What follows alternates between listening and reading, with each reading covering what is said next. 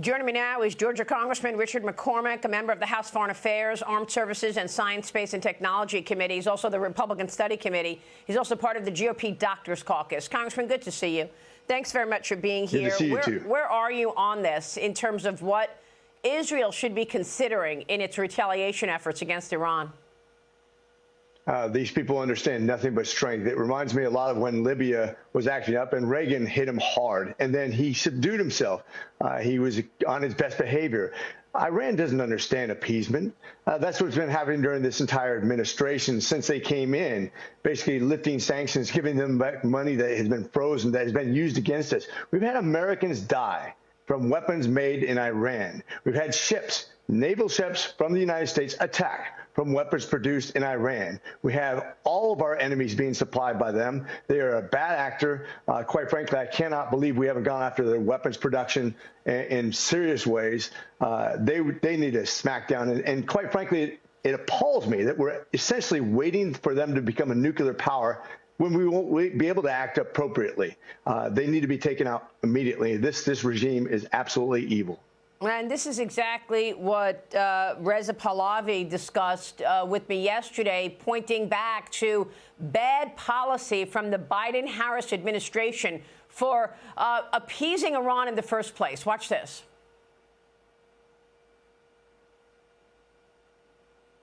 Because the $100+ billion that the regime had access to a couple of years ago, closing into what happened and ultimately led to empowering it to support its proxies, including Hezbollah and Hamas, of course, didn't come from nowhere. If those old sanctions were imposed, that would be $100 billion less for the regime to spend. Is that the way you see it? Because the White House keeps telling us, well, we've been tough on Iran. We never lifted the sanctions. But if they didn't lift the sanctions and if they actually just allowed Iran to blow off the sanctions, that's how the $100 billion happened. I mean, how did they get $100 billion to support the proxies? Exactly. This is the same as we saw in Obama's administration, when they're basically paying off countries who are bad actors. These countries don't understand that this is absolutely the weakness. The weakness is what causes war.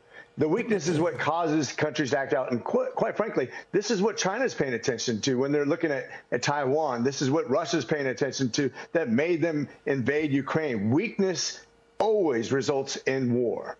Well, you make a good point about China, because I'm going to talk with Gordon Chang about this. Do you believe China is also behind Iran, supporting Iran's efforts? You know, I don't have enough information to speak intelligently on this. What I do know is Iran is absolutely behind all of our enemies, whether it be Hezbollah, Hamas, the Houthis, Russia, China. They are bad actors everywhere around the world. And because we are standing by waiting essentially for them to become a nuclear power, I think we're encouraging the worst sort of scenario into the future. And this is a typical of the Biden administration, weakness and appeasement that results in more and more bad actors. Well, and it goes beyond Israel. I mean, Vice President Kamala Harris is facing criticism this morning from angry Americans because she's now pledging $157 million to send to Lebanon, at the same time that residents of North Carolina are struggling to recover from Hurricane Helene. Harris posted this on X. I am concerned about the well-being of civilians suffering in Lebanon. The United States will provide $157 million in additional assistance to the people of Lebanon for essential needs such as food, shelter, water, protection, and sanitation. Meanwhile, FEMA is apparently out of money. They are reportedly abandoning a devastated North Carolina town because they allegedly were not allowed to drive around a road closed sign. One resident saying nobody's been bringing in supplies except civilians. I spoke with Tulsi Gabbard yesterday on the response. She's been on the ground in North Carolina and Georgia. Here's what she said.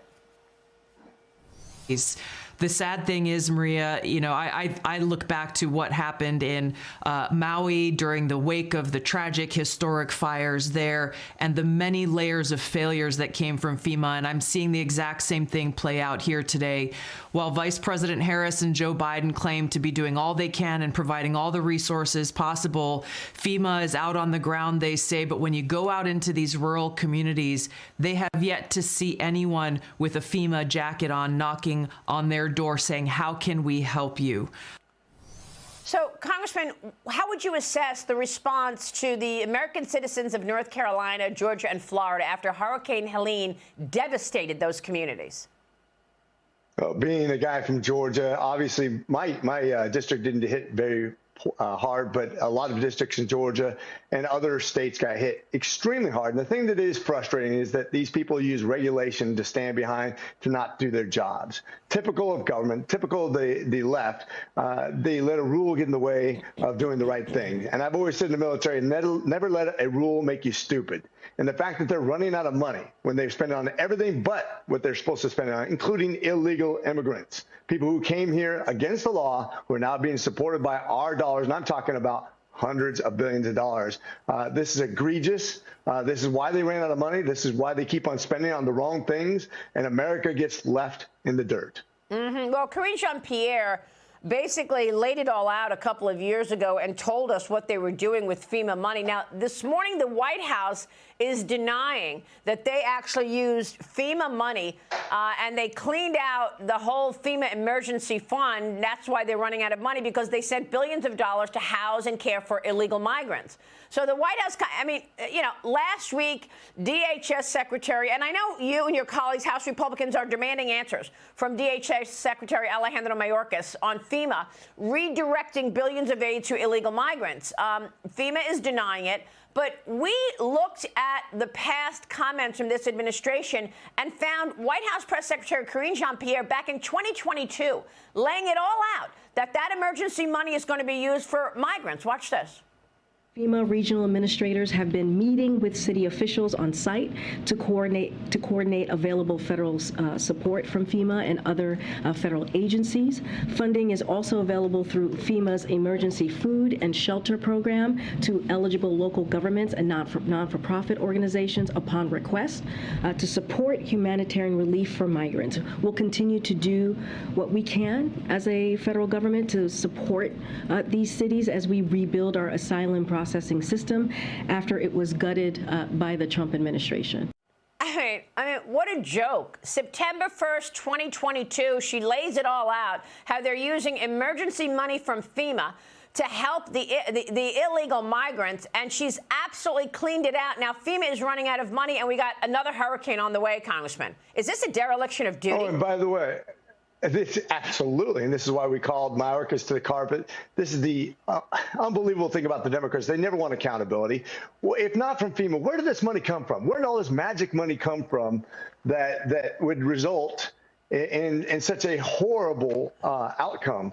I just don't understand what they think they're doing when they take money from one program and put it into another illegally. They're essentially robbing us of our own money that we could be using on Americans to spend on illegal invaders. And quite frankly, when he calls them undocumented migrants, it's a misnomer. They're not undocumented. They're very well documented because the record number of border agents he put down there at the border to process these people. Well, Congressman, we got to jump. But real quick on Alejandro Mayorkas, I know the House already moved to impeach Mayorkas. Is there anything else you can do? Not only has he failed with the wide open border, he's cleaned out the FEMA money, and he's sitting atop the Secret Service, which had epic failures protecting President Trump. We absolutely need scalps. I hope we find some way, if any way, to punish these people for what they've done to rob the American people. Hopefully this November is a first step in the right direction when we take back the Senate and take back the White House. Congressman, thank you. We'll be watching your work. Richard McCormick joining us this morning.